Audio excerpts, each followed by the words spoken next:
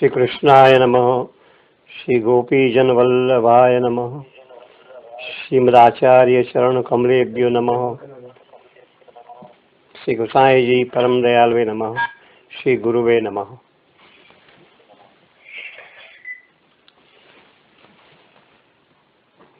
गई वखतना सत्संगમાં આપણે શ્રી મહાપ્રભુજીના વિચારોનું સંકલન કરીને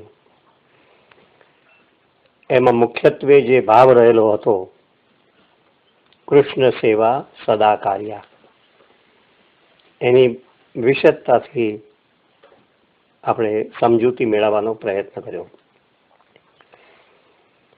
અને કૃષ્ણ સેવા કઈ રીતે? તો પ્રેમમય રીતે, સ્નેહપૂર્વક. ભક્તિ એટલે જ સ્નેહપૂર્વક સેવા. સેવામાં નિતરતો પ્રેમ ભાવ જ આવશ્યક છે. શ્રી ગોસાઈજીના પ્રિય શિષ્ય ગોવિંદ સ્વામીએ પણ એક પદમાં એ જ વાતને, એ પ્રેમ તત્વને જ સમજાવ્યું છે. પ્રીતમ પ્રીત હિ તે પહીએ, યદ્યપિ રૂપ ગુણ શીલ સુધરતા ઇન બાતન ન રીજઈએ. પ્રભુ પ્રેમથી જ રાજી થાય છે. રૂપ ગુણ શીલ વગેરેથી પ્રભુ રીઝતા નથી. પ્રભુ તો ભાવના ભૂખ્યા છે. તો ભક્તિનું પ્રમુખ તત્વ જ પ્રેમ છે. સબસે ઊંચી પ્રેમ સગાઈ, પ્રભુની સાથે પ્રેમની સગાઈ છે અને એ સર્વોચ્ચ છે, બધાથી શ્રેષ્ઠ છે. આ પ્રેમમાં પ્રભુ મળે ત્યારે જ પ્રભુથી દૂર તો નહીં થઈ જઈએ ને, પ્રભુથી વિખૂટા તો નહીં પડીએ ને, એવી આશંકા પણ રહેતી હોય છે. અને વિયોગમાં પ્રભુ મિલનની ઉત્કંઠા હોય. આ જ સાચો પ્રેમ.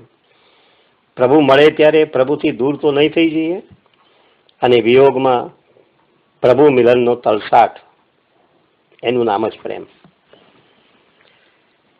એક ભગવદીએ આ વાતને સમજાવ્યું છે. પ્રેમ શું છે? તો એ ભગવાનનો પોતાનો સ્વરૂપભૂત આનંદ કે રસ છે. પોતાનો સ્વરૂપભૂત આનંદ કે રસ છે. પ્રેમીના પ્રેમમાં ભગવાન ખુદ પ્રેમ બને. પ્રેમીના પ્રેમમાં ભગવાન ખુદ પ્રેમ બનીને પ્રેમીની અંદર પ્રગટ થાય છે. પોતાના જ રસ આનંદનું પ્રભુ ત્યારે આસ્વાદન કરે છે. ભગવાનનો પ્રેમી ભક્ત પ્રભુને સર્વત્ર જુએ છે, અને તો પછી પ્રભુ એનાથી કેવી રીતે છુપાઈ શકે? એ ક્યાં છુપાઈ શકે? અને કોની પાછળ પણ એ છુપાઈ શકે? પરમાનંદાસજીએ પણ એટલા જ માટે સમજાવ્યું કે પ્રીત તો નંદ નંદન સો કીજે. પરમ પ્રેમથી ઈશ્વર સિવાય જીવ બીજા કોની સાથે પ્રેમ કરી શકે? જ્યારે પ્રભુ વ્રજમાંથી મથુરા પધાર્યા ત્યારે ગોપીઓએ વિરહમાં પ્રભુનું ગાન સંકીર્તન પ્રેમ મગ્ન બનીને કર્યું છે. એ આપણે સૌ જાણીએ છીએ. અલબત્ત પ્રેમનો પંથ તલવારની ધાર પર ચાલવા જેવું કઠિન છે. જોકે પ્રભુ પ્રેમની એક વિશેષતા પણ છે કે કષ્ટ પડે, અનેક પ્રકારની કઠિનાઈનો સામનો કરવો પડે, છતાં એમાં પરમ આનંદ પ્રાપ્ત થતો હોય છે. પતંગ પ્રીત કરી દીપક સો અપનો દેહ ભયો, ગોપીન પ્રીત કરી નંદન નંદન સો ચલત ન કહ્યું કહ્યો, સુર શ્યામ પ્રીત કઠિન હૈ નયનન નીર ભયો. અનેક કષ્ટ પડે છતાં પણ એમાં પરમ આનંદ હોય. સુર શ્યામ પ્રીત કઠિન હૈ નયનન નીર ભયો. આમ તલવારની ધાર પર ચાલવા જેવો આ પ્રેમનો પંથ છે. પણ જેમને સંસારમાં પ્રેમ કર્યો એમને જીવનમાં શું પ્રાપ્ત થાય? જીવનમાં કશું પ્રાપ્ત થતું નથી. જ્યારે બીજી બાજુ ગોપીઓએ કૃષ્ણને પ્રેમ કરીને પ્રભુને શું કર્યું? વશમાં રાખ્યા. પ્રભુ સ્વયં તેથી ઉદ્ધવજીને કહે છે, પ્રેમમયી ગોપીઓના હાથથી હું બંધાયેલો છું. આ સ્વયં પ્રભુ ઉદ્ધવજીને કહે છે કે ગોપીઓના હાથથી હું બંધાયેલું છું. અને આ ગોપીઓ કેવી? પ્રેમમયી. ગોપી પ્રેમથી ધજા. આ પ્રેમો એ ગોપીઓના હાથથી બંધાયેલું છું. એટલા માટે તો જાહી અહીર કી છોહરિયા છછિયા ભર છાછ પે નચાવે. આ પ્રેમ છે, આ પ્રેમની તાકાત છે. આ અમર પ્રેમના અહીં આપણને દર્શન થાય છે. અને આ વાત ભૂતકાળમાં સાચી હતી અને આજે સાચી નથી એમ. આજે પણ આ એટલું જ સનાતન સત્ય છે. ભક્ત પોતે પ્રેમપૂર્વક પ્રભુના ગુણગાન અને પ્રભુની સ્નેહપૂર્વકની સેવા કરે, પ્રભુના સુખનો ખ્યાલ રાખીને સેવા કરે અને પ્રભુને એ રીઝવી શકે છે. એક જાણીતું દ્રષ્ટાંત પણ કદાચ આપણને ખ્યાલમાં હોય.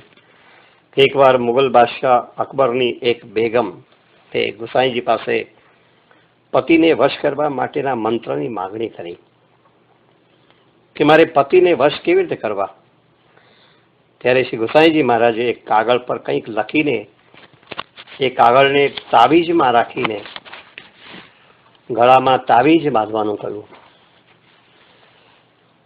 પછી તો એ તાવીજ સદૈવ ગળામાં રાખીને ફરતી.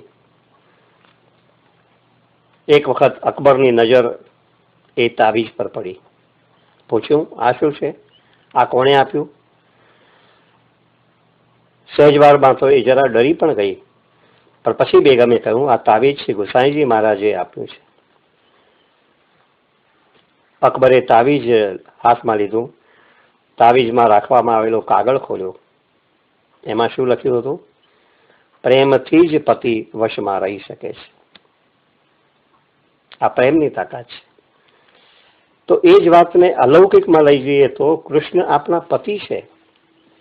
એમની પ્રેમથી સેવા કરીને પ્રભુને પ્રસન્ન રાખી શકીએ, એનું નામ જ પ્રેમ લક્ષણા ભક્તિ. તાજ બીબી, રસખાન, તાનસેન, અલી ખાન પઠાણ,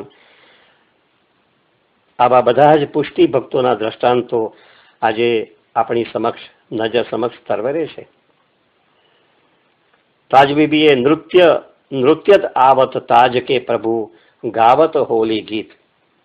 આ પદ ગાયું, નૃત્યત આવત તાજ કે પ્રભુ ગાવત હોલી ગીત. અને આ પદ ગાઈને પ્રભુના દર્શન પ્રાપ્ત કરીને પોતાનો દેહ એ છોડી દે છે તાજ બીબી. રસખાન ગોપીઓની પ્રેમ ભક્તિને આદર્શ માને છે અને કહે છે ગોપીઓએ એમની દધી માખણ જેવી પ્રેમથી કરેલી સેવા દ્વારા જ પરબ્રહ્મ પરમાત્માને પોતાના વશમાં લીધા હતા. સંગીતકાર તાનસેન એ પ્રભુની કૃપાની સદૈવ પ્રશંસા કરતા કહે છે કે શ્રી પ્રભુ જીવનને જાણે એવી રીતે આનંદમય બનાવી દે છે જેમ પેલું જળ હોય ને એ સૂકી લતાને, સૂકી ડાળખીને લીલીછમ બનાવી દે, એમ શ્રી પ્રભુ પણ એમની કૃપા શક્તિથી આપણા જીવનને આનંદમય બનાવી દે છે. આ સંગીતકાર તાનસેન કહે છે. અર્થાત પ્રભુ પ્રાપ્તિ પ્રેમ થકી જ સુલભ છે. અલબત્ત પ્રભુ પ્રેમ પ્રભુની કૃપા થકી જ પ્રાપ્ત થાય. પ્રભુ પ્રાપ્તિ પ્રેમ થકી જ સુલભ, પણ પ્રભુની કૃપા હોય તો જ આપણને પ્રભુ પ્રેમની પ્રાપ્તિ થાય. અને પ્રભુની કૃપા પ્રાપ્ત કરવા માટે આપણે શું કરવું જોઈએ? તો પ્રભુના કૃપા પાત્ર બનવું પડે. આપણે પણ શ્રી પ્રભુને મનગમતી વાત હોય તે જ કરવી પડે. તો જ પ્રભુ આપણાથી રીઝે, આપણા જીવનને આનંદમય બનાવી દે. કૃષ્ણનો અર્થ શું છે? પોતાની તરફ આકર્ષિત કરવા વાળા. કોણ? કૃષ્ણ. ખેંચવા વાળા. એક વખત ભક્ત પોતાની પ્રેમમયી ભક્તિ દ્વારા એમના ગુરુત્વાકર્ષણમાં આવી જાય તો પછી શ્રી પ્રભુ એ ભક્તને ક્યારેય પછી છોડતા નથી. ભક્તે શું કરવાનું છે? પોતાની પ્રેમમય ભક્તિ, અને એ ભક્તિ દ્વારા પ્રભુના ગુરુત્વાકર્ષણમાં આવી જશે. પછી પ્રભુ એ ભક્તને ક્યારેય છોડી શકશે નહીં. આપણે ગુરુત્વાકર્ષણની બહાર ફેંકાઈએ છીએ. કેમ? આપણે ગુરુત્વાકર્ષણની બહાર ફેંકાઈએ છીએ માયાને કારણે, દુન્યવી પદાર્થોના ક્ષણિક આકર્ષણને કારણે એ ગુરુત્વાકર્ષણમાંથી આપણે બહાર ફેંકાઈ રહીએ છીએ. અને એટલે તો શ્રી મહાપ્રભુજી એમાંથી બહાર આવવાને માટે ભગવત પ્રેમમય સેવા સ્મરણ રૂપી મહાશક્તિનો માર્ગ આપણને બતાવ્યો, અને પુષ્ટિ જીવોને સ્વરૂપાનંદની અનુભૂતિ શ્રી મહાપ્રભુજીને કરાવવી છે. એટલા માટે પુષ્ટિ જીવોને એ માર્ગે આપણને મૂકી દીધા. શેને માટે? તો ભગવત પ્રેમમય સેવા સ્મરણ રૂપી મહાશક્તિ, એ માર્ગ આપણને કોને બતાવ્યો? શ્રી મહાપ્રભુજીએ. કે જેથી કરીને પુષ્ટિ જીવો પણ આ જન્મમાં સ્વરૂપાનંદની અનુભૂતિ પ્રાપ્ત કરી શકે. તો આ જે ચર્ચા આપણી ચાલી રહી છે, કૃષ્ણ સેવા સદા કાર્ય, અને એ સેવા ભાવથી, પ્રેમથી, સ્નેહપૂર્વકની સેવા, એ જ સાચી ભક્તિ. તો પ્રભુ પ્રેમની કેવી મહત્તા છે એ આ ટૂંકી ચર્ચામાંથી આપણે સ્વાભાવિક રીતે સમજી શકીએ છીએ. એ આપણને દર્શાવે છે કે એ દ્વારા જ પુષ્ટિ માર્ગમાં લૌકિકમાંથી અલૌકિક તરફ આપણે જઈ શકીએ. બીજા શબ્દોમાં કહેવું હોય તો એમ પણ કહી શકાય કે લૌકિકમાંથી અલૌકિક જવાનો માર્ગ, એનું નામ જ પુષ્ટિ માર્ગ. પુષ્ટિ માર્ગ એટલે લૌકિક પદાર્થોમાં પણ અલૌકિક ભાવના રાખીને જીવન જીવવાનો માર્ગ. ભલે લૌકિક પદાર્થોનો વિનિયોગ કરતા હોઈએ, પણ એમાં ભાવના કેવી? તો અલૌકિક ભાવના. પર્વત હોય પણ પર્વતમાં શ્રી ગિરિરાજજીની ભાવના આપણે કરીએ. નદી હોય તો એમાં શ્રી યમુનાજીની ભાવના કરીએ. રજ હોય તો રજમાં પણ રજની ભાવના આપણે કરીએ. કેમ કે જેવી ભાવના કરીશું ને તેવો જ આપણો લૌકિક વ્યવહાર બનશે. આપણે અહીંયા બતાવ્યું તે પ્રકારની ભાવના કરીશું તો આપણે લૌકિકમાંથી અલૌકિકમાં સહેલાઈથી જઈ શકીશું. રમેશભાઈ પરીખે અહીંયા એક બહુ સુંદર વાત, એમની એક બહુ જાણીતી નવલકથા છે, હરી સે હરિયાળી. એમાં એમને ફૂલનું દ્રષ્ટાંત લીધું છે. ફૂલ એ ગોપીજનનું ભાવાત્મક સ્વરૂપ છે. તો આ ફૂલ અને ગોપીજન એ બંનેમાં ખૂબ જ સામ્ય છે. ફૂલનો છોડ એક સામાન્ય ધરતી પર ઉગે છે, અને ગોપીજનનો જન્મ પણ અહીર જાતિમાં જન્મ ગોપીનો. જે ગોબરની વચ્ચે અને ગોબરથી લેપેલા મકાનમાં રહે છે એ ગોપીજન, સામાન્ય જન્મ. છોડ પર ફૂલની કળી ક્યારે બેસે છે અને એ કળી ફૂલ બનીને ક્યારે દેખાય છે એને કોઈ જોઈ શકે છે ખરું? કળી બેસવાની, ફૂલ બનવાની પ્રક્રિયાને કોઈ જોઈ શકતું નથી. એ જ રીતે ગોપીજનોનો અનુરાગ કેવી રીતે પ્રગટ થયો એની ખુદ ગોપીજનોને પણ ખબર પડતી નથી. ખીલેલું ફૂલ પોતાની સુગંધ ચોમેર ફેલાવે છે, અને પોતાની સુગંધ ચોમેર ફેલાવીને ભમરાને સંદેશો પાઠવે છે, જેનાથી ભમરો આકર્ષાઈને એ ખીલેલા ફૂલ તરફ આવે છે. એ જ રીતે ગોપીજનોની પાસે પણ પ્રેમની સુગંધ મળતા પ્રભુ દોડી આવે છે. પ્રભુ કેમ દોડી આવે છે? તો પ્રેમની સુગંધ પ્રભુને પ્રાપ્ત થાય છે, અને એટલે ગોપીજનોની પાસે એ દોડી આવે છે. આ ફૂલ કેવું છે? રંગીન છે, કોમળ છે, સુગંધીયુક્ત છે. તો ગોપીજનો પણ કેવા છે? કોમળ છે, પ્રેમની સુગંધ ધરાવે છે, અને આ ગુણો જ ગોપીજનો એને પ્રભુને લાયક બનાવે છે. આ ફૂલની પછી આપણે માળા બનાવીએ તો એ માળા બનાવવાની પ્રક્રિયામાં પણ શું જોવા મળે છે? ફૂલને સોયથી આપણે વીંધીએ છીએ, પછી દોરામાં એ ફૂલોને પરોવીએ છીએ. એ જ રીતે ગોપીજનો પણ પ્રભુ વિરહમાં વિધાયા છે, અને પછી તો શ્યામની લગ્નમાં એકત્રિત બનીને સંકીર્તન કરે છે. પ્રભુના કંઠમાં જ પછી ફૂલ અને ગોપીજનોની સાર્થકતા છે. આ ફૂલની સાર્થકતા શેમાં છે? માળા સ્વરૂપે પ્રભુના કંઠમાં ધરાવીએ તો એ ફૂલની સાર્થકતા છે. એમ ગોપીજનોની પણ સાર્થકતા એમાં જ છે કે શ્યામની લગ્નમાં એકત્રિત બનીને એ સંકીર્તન કર્યા કરે. આ ભક્ત એટલે શું? ગોપીજનોને આપણે પુષ્ટિ ભક્ત તરીકે ઓળખીએ તો ભક્ત એટલે શું અને સુખ એટલે શું?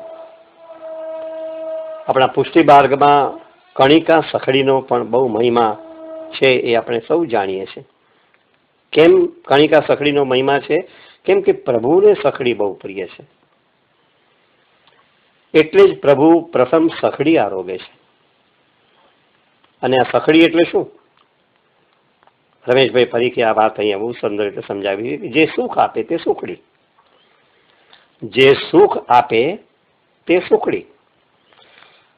અને જે પ્રભુને સુખ આપે એ કોણ? તો એ ભક્ત.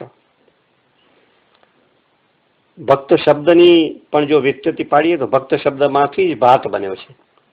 જેમ રક્તમાંથી રાતો રંગ બને, રક્તમાંથી રાતો બને, એમ ભક્તમાંથી જ ભાત બન્યો. તો પ્રભુને જે અત્યંત પ્રિય છે એ શું છે? ભાત. અને પ્રભુને જે સુખ આપે તે કોણ? તે ભક્ત. તો ભાત અને ભક્તમાં આવી અલૌકિક કહી શકાય એવી સમાનતા છે, એ શ્રી રમેશભાઈ પરીખ ખૂબ સુંદર રીતે આપણને સમજાવે છે. તો સુખ એટલે શું? પ્રભુને સખડી બહુ પ્રિય છે, એટલે પ્રભુ પ્રથમ સખડી આરોગે. તો સુખ આપે એ કોણ? સખડી. અને જે પ્રભુને સુખ આપે તે ભક્ત. ભક્ત એ શબ્દ પણ માંથી પાછો ભાત બન્યો, એટલે પ્રભુને જે અત્યંત પ્રિય છે ભાત, અને પ્રભુને જે સુખ આપે એ ભક્ત. તો આ રીતે ભાત અને ભક્તમાં પણ આવી એક અલૌકિક સામ્યતા રહેલી છે, એ આપણને સમજાવે છે. જરા એને વધારે વિગતમાં સમજવાની કોશિશ કરીએ કે ભાત અને ભક્ત એ બંનેમાં અલૌકિક સમાનતા કેવી રીતે? તો ભાત કેવી રીતે બને છે? ચોખામાંથી ભાત બને. ચોખા શામાંથી બને? તો ડાંગરમાંથી. તો ડાંગરના છોડને 2 વખત રોપવામાં આવે છે. પહેલી વખત જ્યારે રોપવામાં આવે ત્યારે શું પડે? એ બીજમાંથી અંકુર ફૂટે. પણ ત્યાર પછી જે અંકુરિત થયેલો જે છોડ છે, ડાંગર છે, એને એના મૂળ સાથે ઉખાડીને પછી પાણી ભરેલી જે બીજી ક્યારી છે એ ક્યારીની અંદર રોપવામાં આવે છે, અને ત્યારે ડાંગર અને પછી ચોખા તૈયાર થાય છે. એ જ રીતે ભક્તનું પણ છે. એટલે ભાત અને ભક્તનું અલૌકિક સામ્ય કેવી રીતે તે અહીંયા બતાવ્યું છે કે ડાંગરનો છોડ 2 વખત રોપવામાં આવે. પહેલી વખત રોપવામાં આવે ત્યારે એમાં અંકુર ફૂટે, અને અંકુરિત થયેલો જે છોડ છે, જે ડાંગરનો છોડ છે, એ એના મૂળ સાથે ઉપાડીને પછી એને બીજી પાણી ભરેલી ક્યારીમાં રોપવામાં આવે. એ જ રીતે ભક્તનું પણ છે. પ્રથમ ભક્તનો જન્મ ક્યાં? તો માતા પિતાને ત્યાં થાય, અને પછી જ્યારે એ વૈષ્ણવ બને, આ એનો બીજો જન્મ. પ્રથમ એ સંસારના પાણીમાં ડૂબેલો રહે. પહેલી વખત ડાંગરને ક્યારીમાં રોપીએ ને, અને અંકુરિત થાય ત્યાર પછી શું? એને મૂળ સાથે ઉખાડીને આપણે પાણી ભરેલી બીજી ક્યારીમાં એને રોપીએ. તો પ્રથમ એ સંસારના પાણીમાં ડૂબેલો રહે, પણ પછી એ ભગવત સેવાના રસમાં પૂરેપૂરો ડૂબેલો રહે. આ ચોખા પણ કેવા? સફેદ રંગના. અને ભક્તનો રંગ પણ કેવો? સફેદ દૂધ જેવો ઉજળો.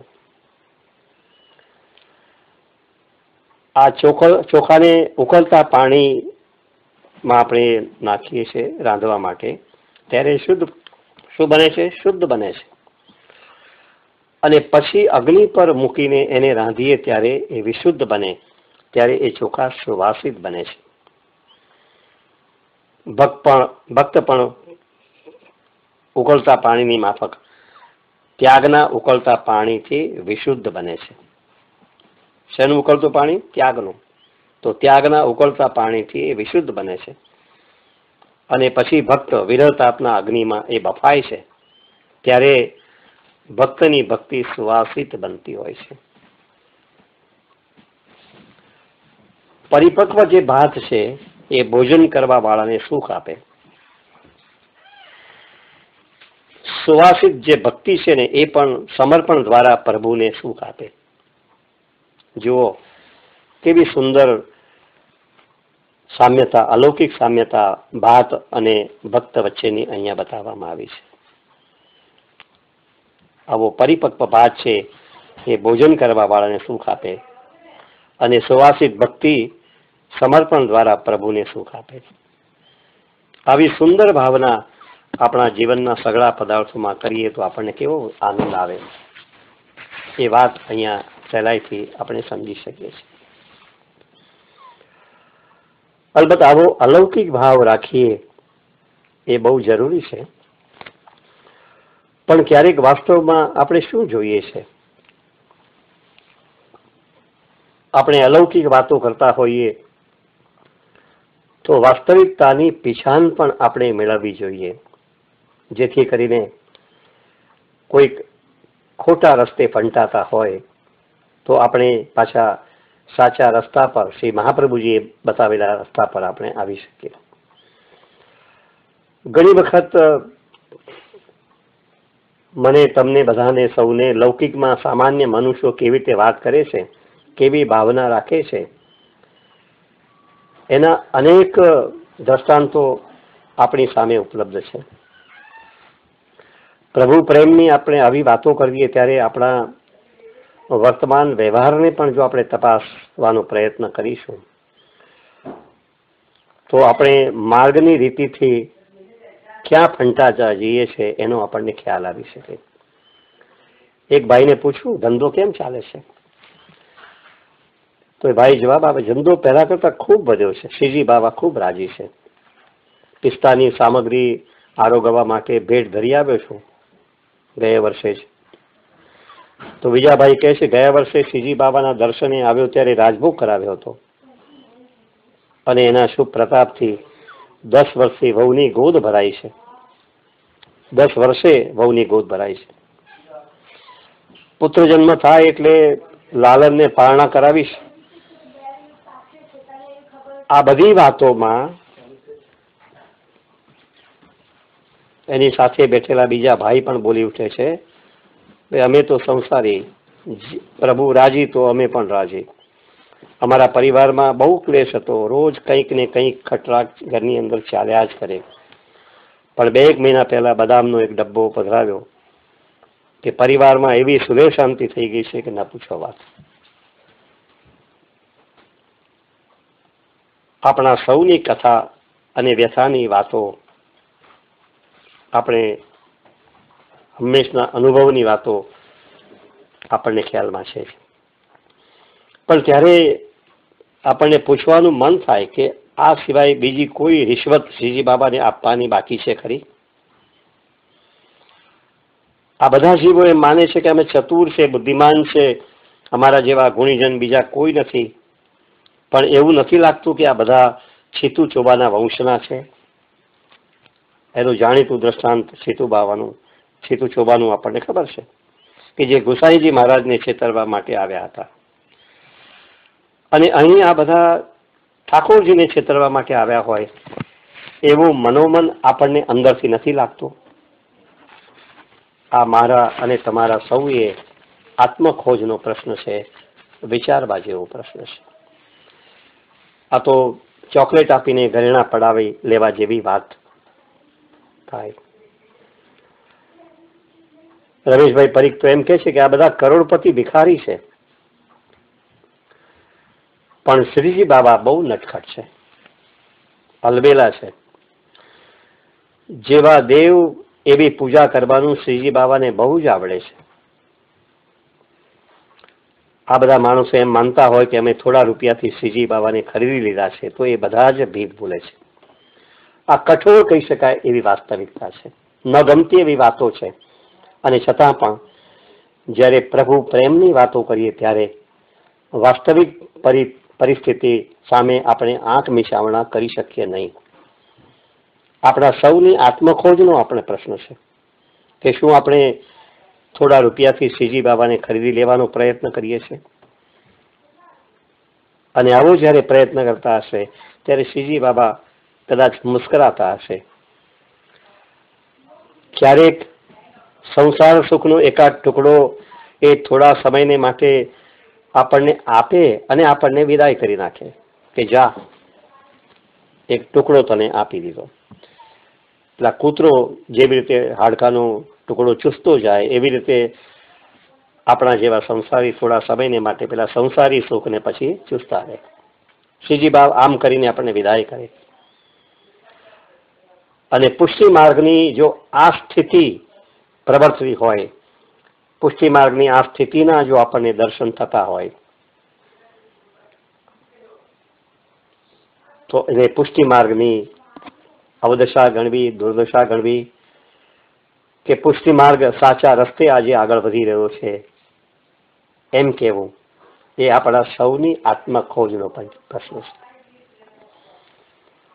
આનો ઉત્તર બીજાને પૂછવાથી નહીં મળે. આનો ઉત્તર આપણે આપણી જાતને પૂછીશું તો આપણને સહેલાઈથી અંદરથી શ્રીજી બાબા જ આપણને પ્રેરણા આપશે કે આ સાચો રસ્તો નથી. પુષ્ટિ માર્ગમાં પ્રાપ્ત કરવા યોગ્ય હોય ને તો તે ઠાકોરજી એકલા છે. જો શ્રી ઠાકોરજી મળી ગયા ને તો બધું જ મળી ગયું, પછી કશું મેળવવાનું બાકી ન રહે. પુષ્ટિ માર્ગ તો સંસારથી છૂટવા માટે છે. સંસારમાં વધારે ને વધારે આપણે લપેટાઈએ એટલા માટે પુષ્ટિ માર્ગ નથી. પુષ્ટિ માર્ગ એ સંસારથી છૂટવા માટે છે. પણ આપણી કમનસીબી એ છે કે પુષ્ટિ માર્ગ દ્વારા સંસારને પ્રાપ્ત કરવા માટેનો આપણે ભગીરથ પ્રયત્ન કરી રહ્યા છીએ. અને આ પ્રકારનો પ્રયત્ન હું ને તમે સૌ કરી રહ્યા છે.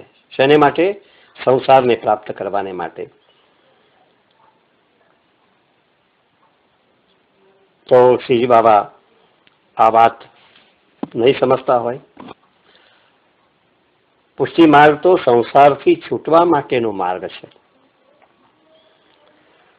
શ્રીજી બાબાની પાસે તો એવા ઘણા આવતા હોય છે કે જે પૈસાના જોરથી બધું ખરીદવા માંગે છે. એમની ચાલે તો પૈસાના બળથી શ્રીજી બાબાને પણ ખરીદી લે, એમનું ચાલે તો એ દર્શનને પણ ખરીદી લે, એ પ્રસાદને પણ ખરીદી શકે. પણ યાદ રાખવાની વાત એ છે કે આપણી જિંદગી પૈસાથી નથી બનતી, આપણી જિંદગી પ્રભુથી બને છે. બહુ સુંદર વાત રમેશભાઈ પરીખે આ વાત સમજાવી છે કે જિંદગી પૈસાથી નથી બનતી, જિંદગી પ્રભુથી બને છે. ધનથી ક્યારેય કોઈ સુખી બની શકતો નથી. જે સુખ છે એ ક્ષણિક છે, એ ભ્રાંતિ છે, અલ્પ સમયને માટે જે ક્ષણિક સુખ છે એનાથી પરમ આનંદ ક્યારેય પણ એને પ્રાપ્ત થતો નથી. એને પૂર્ણાનંદ ક્યારેય એને પ્રાપ્ત થતો નથી હોતો. એટલે જિંદગી પૈસાથી નથી બનતી, જિંદગી પ્રભુથી બને છે. અને ક્યારેક મેં રાજભોગ કરાવ્યો શ્રીજી બાબાનો, અને મારા મનમાં જે ઈચ્છિત વાત હતી, ઈચ્છિત ફળ પ્રાપ્ત કરવાની જે ઝંખના હતી, એવી ઈચ્છિત કદાચ પ્રાપ્ત ન થયું તો પ્રભુને દોષ દેતા પણ આપણે પછી અચકાતા નથી. એક ભાઈ બહુ મોટી જગ્યા પર હતા, પગાર પણ 5 આંકડામાં, બેંકમાં ક્યાંક ગરબડ થઈ જેમાં તાત્કાલિક એમને છૂટા કરવામાં આવ્યા.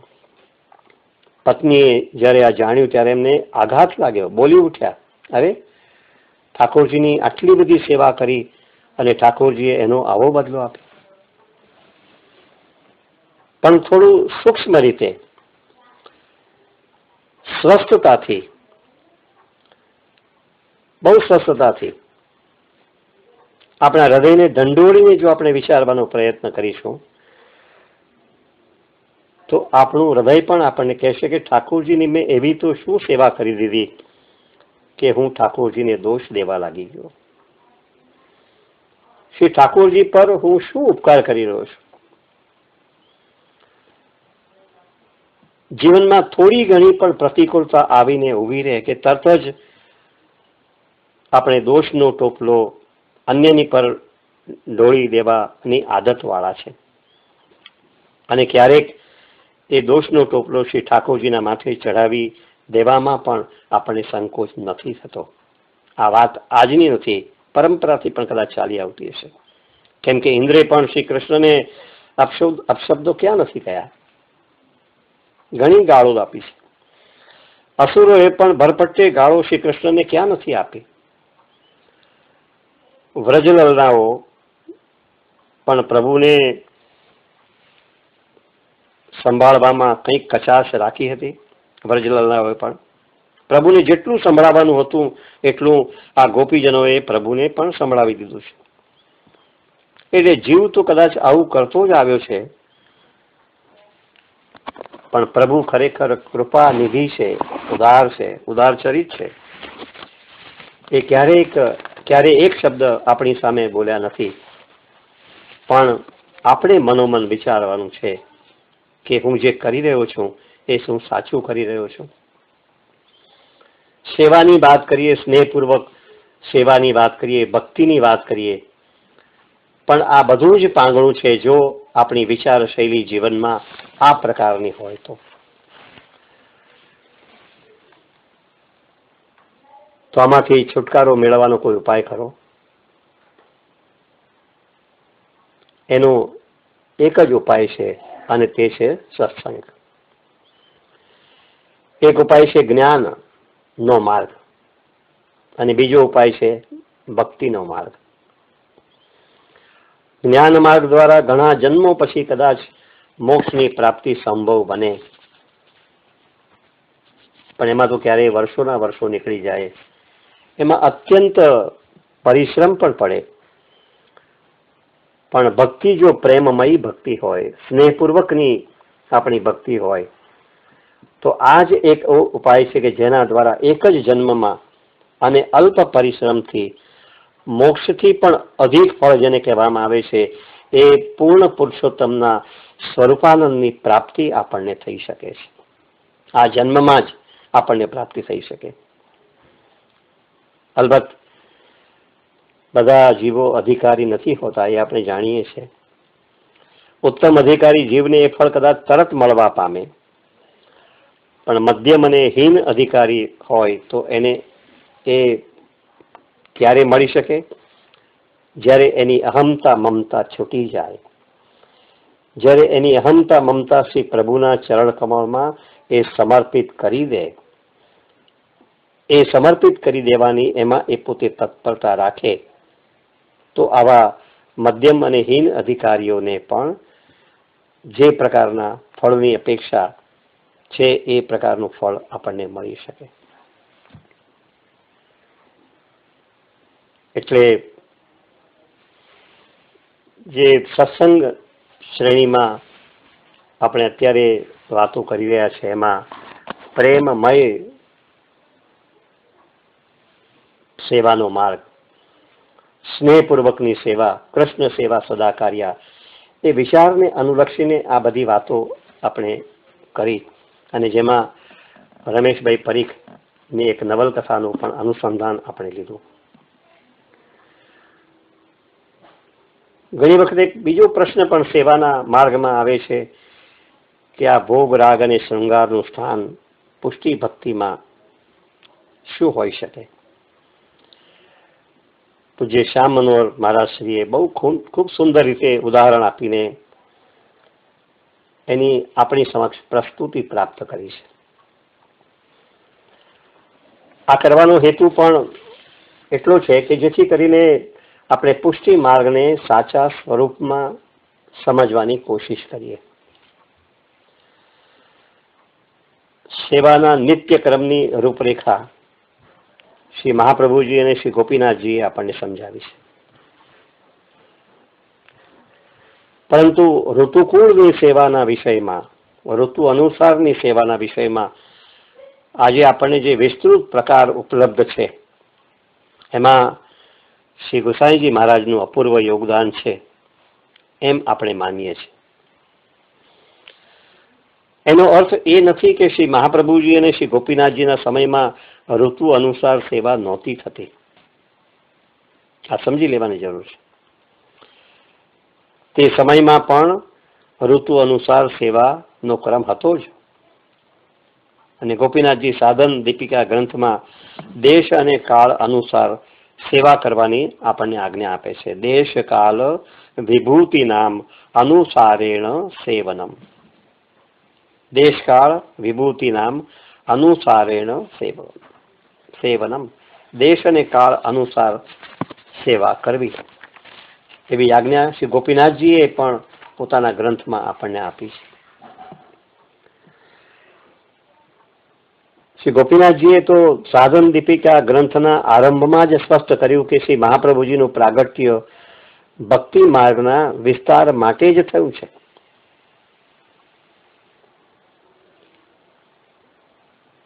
એટલે શ્રી મહાપ્રભુજીની જે શૈલી છે એનો જરા વિચાર કરીએ. શ્રી શ્યામ મનોહર મહારાજશ્રીએ બહુ સુંદર રીતે આ બધી વાતો કરેલી છે. અને એ શૈલી પર વિચાર કરતા એવું લાગે છે કે આપ શ્રીએ સેવા ક્રમને કોઈક નિયમમાં બાંધી દીધો એમ કહેવું મુશ્કેલ છે. શ્રી મહાપ્રભુજીએ સેવા ક્રમને કોઈક નિયમમાં બાંધી દીધો એમ કહેવું ખૂબ મુશ્કેલ છે. અને એટલે જ શ્રી ગોપીનાથજીએ ઋતુ અનુસાર સેવા કરવાની એક જનરલ ગાઈડલાઈન આપણી સમક્ષ પ્રસ્તુત કરી છે. અલબત્ત કાલાંતર શ્રી ગુસાઈજીએ ઋતુ અનુસાર સેવા કરવાનો જે પ્રકાર છે એને નિશ્ચિત રૂપે વિસ્તાર્યો. સેવાના આ પ્રકારમાં નાનામાં નાની વિગતનું વિવરણ શ્રી ગુસાઈજીએ કર્યું એ ચોક્કસ આપણે સ્વીકારી શકીએ. બાકી તો ઋતુ અનુસાર સેવા કરવાની જનરલ ગાઈડલાઈન તો આપણને પહેલેથી જ પ્રાપ્ત હતી. શ્રી શ્યામ મનોહર મહારાજશ્રીએ અહીં એક નાળિયેરનું દ્રષ્ટાંત લીધું છે. નાળિયેરની એકદમ અંદર પાણી હોય છે, જેની ઉપર કોપરું હોય છે, એની ઉપર એક કઠોર કવચ હોય છે, એક પડ હોય છે, અને છેલ્લે એની ઉપર પણ એક પડ હોય છે. તો ફળ તો એક જ છે ને, પરંતુ દરેક પડનું જે કવચ છે એ પડનું સ્વરૂપ અલગ અલગ હોય છે. એવી જ રીતે ભક્તિના પણ કેટલાક પડ હોય છે. ભક્તિનું નિગૂઢતમ રૂપ શું છે? આત્મરતિ, જે નાળિયેરના જળ સમાન છે. પણ આત્મરતિની ઉપર નાળિયેરના જળ ઉપર કોપરાનું આવરણ હોય છે. તેવી રીતે એની ઉપર મહાત્મા જ્ઞાનપૂર્વક સુદૃઢ સર્વોપરી સ્નેહનું આવરણ હોય છે. એટલે જળ એટલે આત્મરતિ, ત્યાર પછી કોપરો એટલે મહાત્મા જ્ઞાનપૂર્વક સુદૃઢ સર્વતોધિક સ્નેહનું આવરણ. એ આવરણની ઉપર બીજું એક પડ હોય છે જે વ્રજભક્તોના ભાવથી કરવામાં આવતી તનુજા વિત્તજા સેવા છે. અને એની ઉપર જેમ નાળિયેરની ઉપર બહારનું પડ હોય છે એમ એની ઉપર બહારનું પડ શ્યામ મનોહરજી જે કહે છે તે પ્રભુને ભોગ રાગ શૃંગારનો વિનિયોગ કરવો એ બહારનું પડ છે. અર્થાત ભક્તિનું બાહ્ય આવરણ શું છે? ભોગ, રાગ અને શૃંગાર. એને બાહ્ય આવરણ કેમ કહેવામાં આવ્યું? કેમ કે ભગવત સેવામાં એનો વિનિયોગ કરવાનો કોઈ નિશ્ચિત સિદ્ધાંત બનાવી શકાતો નથી. ભોગ, રાગ, શૃંગાર એ બાહ્ય આવરણ છે, કેમ કે એનો વિનિયોગ કરવાનો કોઈ નિશ્ચિત સિદ્ધાંત સેવામાં આપણે બનાવી શકતા નથી. અને એટલે જ ગોપીનાથજી ને દેશકાલ વિભૂતિ નામ અનુસારેણ સેવનમ એમ કહ્યું. જેવો દેશ, જેવો કાળ હોય અને એમાં જે પ્રકારનો ભોગ, રાગ, શૃંગાર સુલભ હોય તે અનુસાર એનો ભગવત સેવામાં વિનિયોગ શક્ય બને. તો ભક્તિનું બાહ્ય આવરણ શું છે? ભોગ, રાગ અને શૃંગાર. આ સંદર્ભમાં કોઈ નિયમ બનાવીએ તો શું થાય? જો કોઈ વ્યક્તિને એ નિયમને અનુરૂપ ભોગ, રાગ ઉપલબ્ધ ન હોય અથવા તો નિયમોમાં દર્શાવેલ ભોગ, રાગથી પણ ઉત્તમ ભોગ, રાગ ઇત્યાદિ ધરાવવાનું એનું સામર્થ્ય હોય તો એવા નિયમને કારણે પછી એનો ભાવ શું બને? ખંડિત બને. નિયમ બનાવી દીધો પણ એ નિયમ પ્રમાણે ધરાવવાનું, ભોગ ધરાવવાનું એનું સામર્થ્ય ન હોય અથવા તો એના કરતા વિશેષ પ્રમાણમાં ધરાવવાની એની પોતાની મહેચ્છા હોય અને જો નિયમ બનાવી દીધો હોય તો એનો ભાવ શું બને? ખંડિત બને. શ્યામ મનોહરજી અહીંયા એક સુંદર દ્રષ્ટાંત આપ્યું છે. દક્ષિણ ભારતના દેવાલયમાં જ્યારે અભિષેક કરવામાં આવે ને ત્યારે 500,000 નાળિયેરનો અભિષેક ત્યાં બહુ સામાન્ય હોય છે. કેમ? કેમ કે દક્ષિણ ભારતમાં નાળિયેર પુષ્કળ પ્રમાણમાં ઉપલબ્ધ છે. એટલે અભિષેક સંદર્ભમાં જો 1000 નાળિયેરનો નિયમ બનાવી દેવામાં આવે અને રાજસ્થાનમાં ક્યાંક કોઈક સેવા કરવાનો ક્રમ રાખે તો રાજસ્થાનમાં તો 1000 નાળિયેર ભક્ત લાવી ક્યાંથી શકે? તો જે પ્રદેશમાં જે વસ્તુ સુલભ ન હોય તેનો જો નિયમ બનેલો હોય તો એનો અર્થ એ થાય કે ભક્તિ કેવળ એ પ્રદેશ માટે છે, બીજા પ્રદેશ માટે નથી અથવા તો બીજા દેશકાળ માટે નથી. આપણે એવો નિયમ બનાવી દઈએ કે ઠાકોરજીના ભોગમાં મઠડી હોય કે મોહનથાળ જ જોઈએ, તો જેને એ બનાવતા આવડતું નથી અથવા તો એવો ભોગ ધરવાનું જેનું સામર્થ્ય નથી એ કારણ માત્રથી એ ઠાકોરજીની સેવા પછી નહીં કરી શકે. કેમ કે નિયમ બનાવ્યો છે કે મઠડીને મોહનથાળ તો જોઈએ છે. વાર્તા સાહિત્યમાં તો પણ એવા કેટલા બધા દ્રષ્ટાંતો મળે છે કે જેમાં કોઈ વૈષ્ણવ કેવળ રોટલી જ ભોગમાં ધરે છે, કોઈ કેવળ ખીર જ ધરે છે, કોઈ કેવળ પલાળેલા ચણા ધરે છે, તો વળી કોઈ અકિંચન વૈષ્ણવ કેવળ જળની લોટી જ ભોગમાં ધરે છે. કેમ કે એની પાસે ભોગમાં ધરવા સમર્પવાનું એનું બીજું કોઈ સામર્થ્ય જ નથી. એટલે અહીંયા તાત્પર્ય શું નીકળ્યું કે જેની પાસે જે પ્રકારની સુવિધા હોય એ પ્રમાણે એ ભોગ ધરી શકે. અને એટલે શ્રી ગોપીનાથજીએ દર્શાવ્યું કે દેશ કાળ વિભૂતિમ અનુસારેણ સેવનમ. શ્રી મહાપ્રભુજીએ પણ આ જ ગાઈડલાઈન આપી કે જે દેશકાળમાં જે ઉપલબ્ધ હોય તે અનુસાર ભગવત સેવામાં એનો વિનિયોગ કરવો. આ બહુ સ્પષ્ટતાથી આપણે સમજી લેવાની જરૂર છે.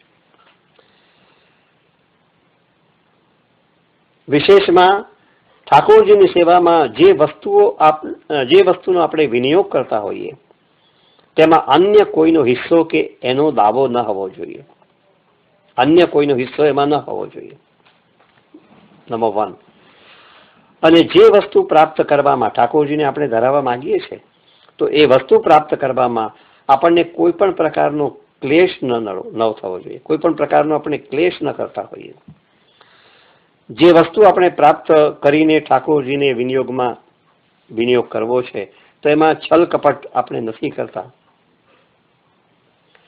જે ઉત્તમમાં ઉત્તમ કહી શકાય એવી વસ્તુ છે એનો જ આપણે વિનિયોગ કરીએ છીએ, એની પૂરેપૂરી કાળજી આપણે રાખવી જોઈએ. તાત્પર્ય એક જ છે કે ભગવત સેવામાં કોઈ એક સિદ્ધાંત બનાવી દઈશું તો કે ભગવત સેવા આટલી વસ્તુઓથી જ થશે, અન્યથા એ સેવા નહીં હોય તો સેવાનું સ્વરૂપ શ્રી શ્યામ મનોહર મહારાજ કહે છે કે બહુ સેવાનું સ્વરૂપ કઠોર બની જશે. અને સેવાનું સ્વરૂપ આવું કઠોર બની જાય તો એ ઠાકોરજીને પસંદ પડે ખરું? અને તેમ થાય તો પ્રભુનું સ્વરૂપ પણ આનંદાત્મક પછી રહેવા પામે ખરું? કેમ કે પ્રભુ આનંદમય છે, રસમય છે.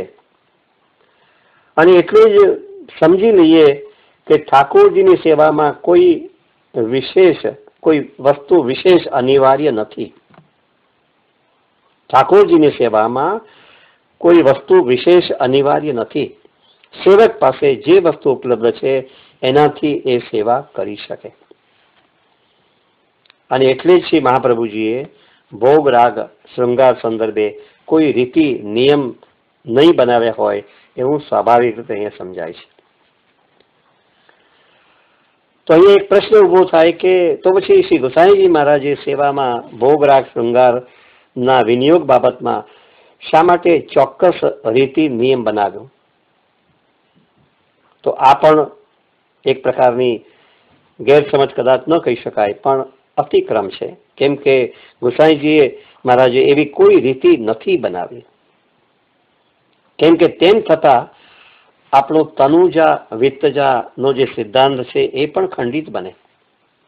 જો નિયમ બનાવી દેવામાં આવે, કોઈ રીતિ બનાવી દેવામાં આવે, એમ કહેવામાં આવે કે ગોસાઈજી આવી રીતિ બનાવી, તો આપણો તનુજા વિત્તજાનો સિદ્ધાંત પણ ખંડિત બને. અથવા તો મહાત્મ જ્ઞાનપૂર્વક સુદૃઢ સર્વાધિક સ્નેહનો જે સિદ્ધાંત છે એ પણ ખંડિત બનવા પામે. આત્મરતિના આપણા કેન્દ્ર ભાવને પણ કદાચ ખંડિત કરી નાખે. અલબત્ત આપણે જાણીએ છીએ કે નાળિયેરનું સૌથી ઉપરનું જે પડ છે એ ઉપલું પડ એ સુરક્ષિત રહે ત્યાં સુધી જ નાળિયેરનું અંદરનું જળ સુરક્ષિત રહી શકે છે. ઉપરનું આવરણ એક વખત તોડી નાખીએ તો પછી અંદરનું જળ શું થાય છે? સડવા લાગે છે.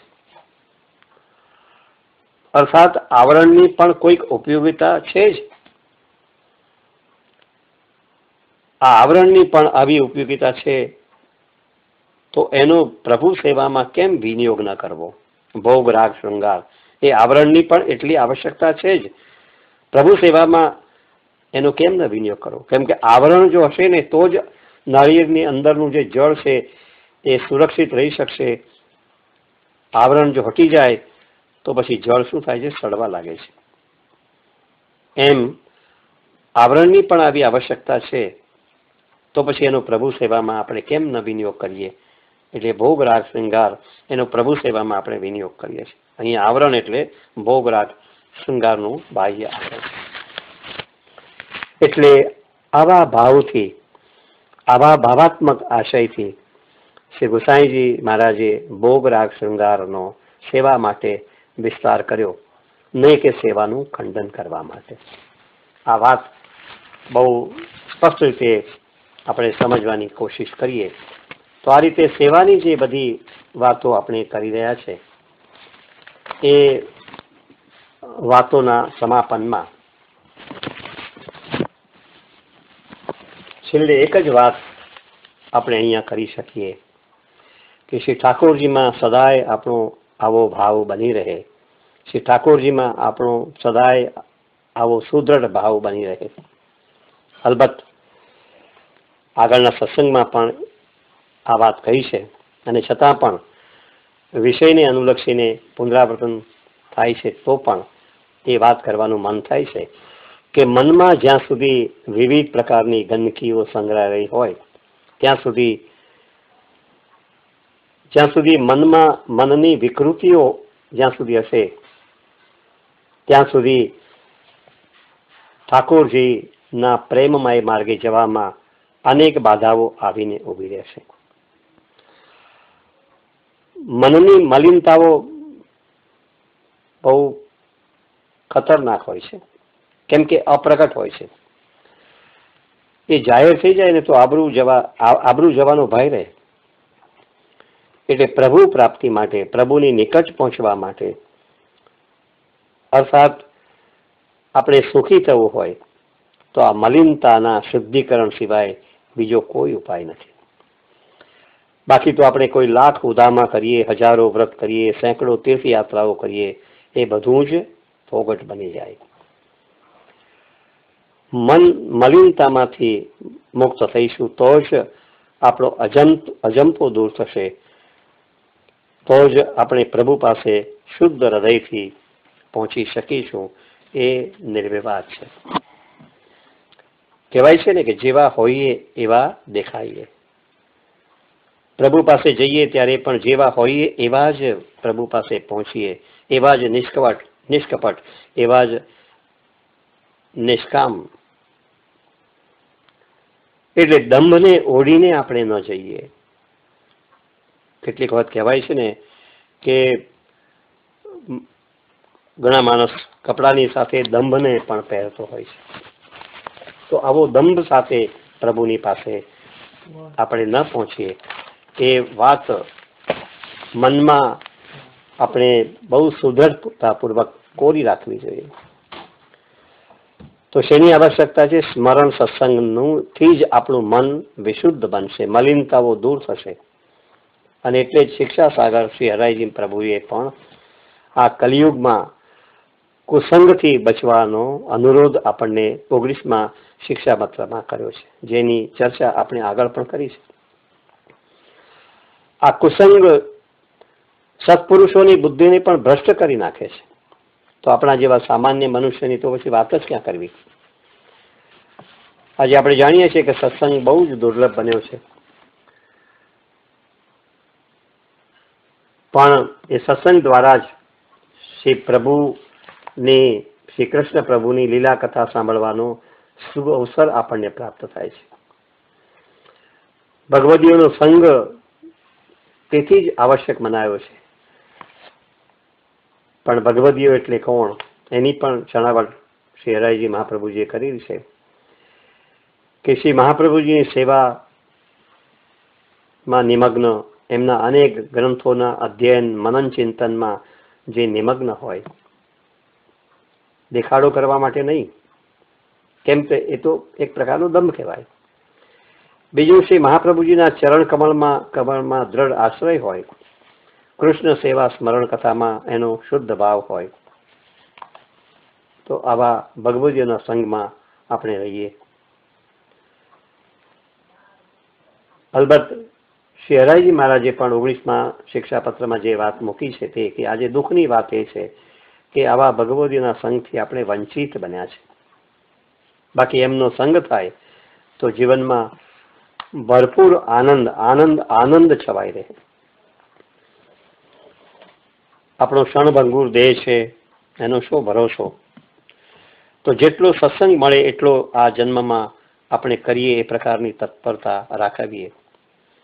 બાકી તો શ્રી હરાયજી મહારાજે તો પોતાની વેદના વ્યક્ત કરી છે એ શિક્ષાપત્રમાં કે મને તો વ્રજમાં વાસ નથી મળ્યો, શ્રી યમુનાજીના દર્શન પણ મને સુલભ નથી.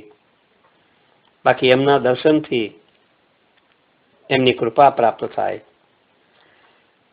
શ્રી ઠાકોરજીની લીલાઓનો અનુભવ શ્રી યમુનાજીની કૃપાથી જ મને થઈ શકે. એમની કૃપા થકી જ શ્રી ઠાકોરજીમાં મને પ્રેમ થાય. પણ શ્રી ગિરિરાજજી ગોવર્ધનના દર્શન પણ પરદેશ હોવાથી મને થઈ શકતા નથી. અને એટલા માટે જ જ્યારે આ પ્રકારની પરિસ્થિતિ છે ત્યારે શ્રી હરાયજી મહારાજે શું કહ્યું કે શ્રી મહાપ્રભુજીએ કૃષ્ણાશ્રય ગ્રંથમાં જે કહ્યું છે તેમ આપણે સૌ માટે શ્રી કૃષ્ણનો આશ્રય, શ્રી કૃષ્ણની જ ગતિ હો, એ પ્રકારની આપણને શીખ આપી. એવું જાણીને જ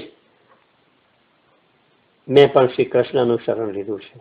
એવમ વિદસ્ય સતતમ શ્રી કૃષ્ણ શરણમ મમ. એમ શ્રી હરાયજી મહારાજે કહ્યું. એવમ વિદસ્ય સતતમ શ્રી કૃષ્ણ શરણમ મમ. શ્રી મહાપ્રભુજીએ વિશ્વાસ આપ્યો છે કે પ્રભુ કૃષ્ણ કૃપાનિધિ છે અને જે જીવ શ્રી મહાપ્રભુજીના શરણમાં જાય છે તેની પર કૃપાનિધિ પ્રભુ અવશ્ય કૃપા કરે છે. અને એટલે હું પણ શ્રી મહાપ્રભુજીના શરણમાં આવ્યો છું. તેથી મારું મન આજે સ્વસ્થ છે, એમ શ્રી હરાયજી મહારાજ આપણને કહે છે. તો આપણે પણ કૃષ્ણ સેવા સદા કાર્યા આ પુષ્ટિ માર્ગ જે અત્યંત એક રળિયામણો માર્ગ છે, આપણે સ્નેહમયી ભક્તિના માર્ગે જ્યારે આપણે આગળ વધવા માંગીએ છીએ ત્યારે આપણા જીવનને પણ આપણા મનને પણ સ્વસ્થ જો બનાવવું હોય તો શ્રી મહાપ્રભુજીના શરણમાં આપણે પહોંચીએ. એમના શરણમાં પહોંચીશું તો કૃપાનિધિ પ્રભુ આપણા સૌની પર પણ એવી અવશ્ય કૃપા કરશે જ, એવી આશા સાથે આજના સત્સંગને આપણે અહીંયા વિરામ આપીએ. અસ્તુ. જય શ્રી કૃષ્ણ.